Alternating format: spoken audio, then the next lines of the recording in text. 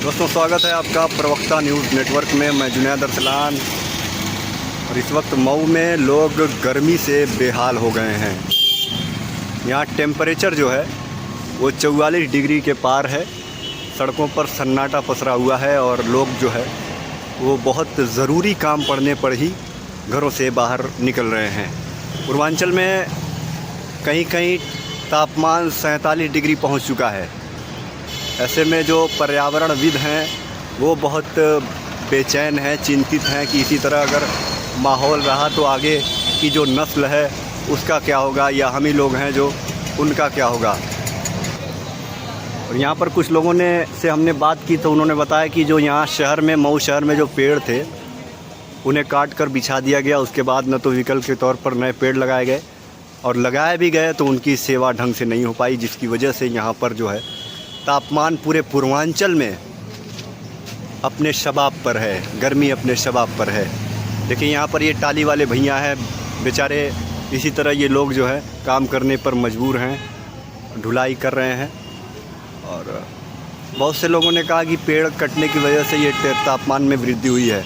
हालांकि उनकी बात एक हद तक सही भी है, क्योंकि पेड़ जो है वो इंसानों के सबसे बेहतरीन साथी होते हैं, और यही पेड़ हैं जो तापमान में भी कमी करते हैं। जब आप किसी रास्ते से गुज़रते हो और बीच में कभी पेड़ आ जाता है तो कितनी ठंडक महसूस होती है, जिन्हें नेचुरल एसी भी कहा जाता है।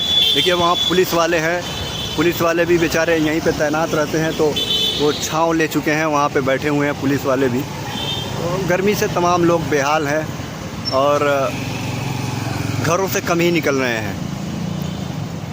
यहाँ जो आध्यात्मिक लोग हैं, जो धार्मिक लोग हैं, वो उनका ये मानना है कि मऊ में जो है गर्मी से का जो अज़ाब बरस रहा है, सूरज जो अज़ाब बनकर टूट पड़ा है, सूरज की किरणें, उसके लिए जो है दुआ खाने करने की आवश्यकता है।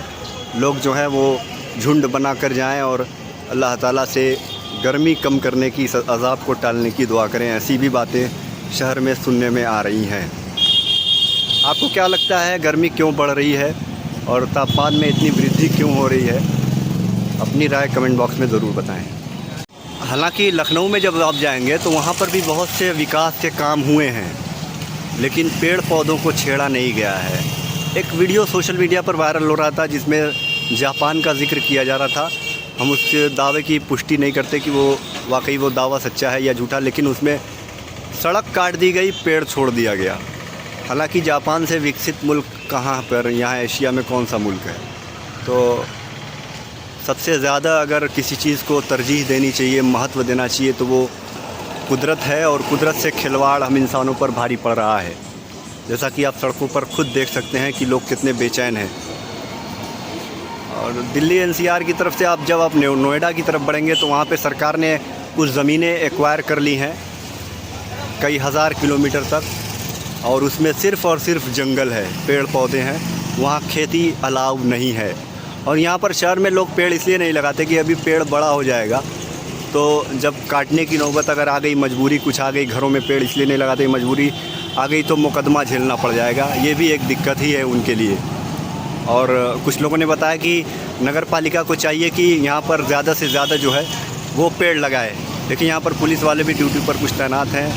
शहर का व्यस्ततम इलाका है और यहाँ पर पूरी तरीके से भीड़ जो है एकदम कम हो गई है।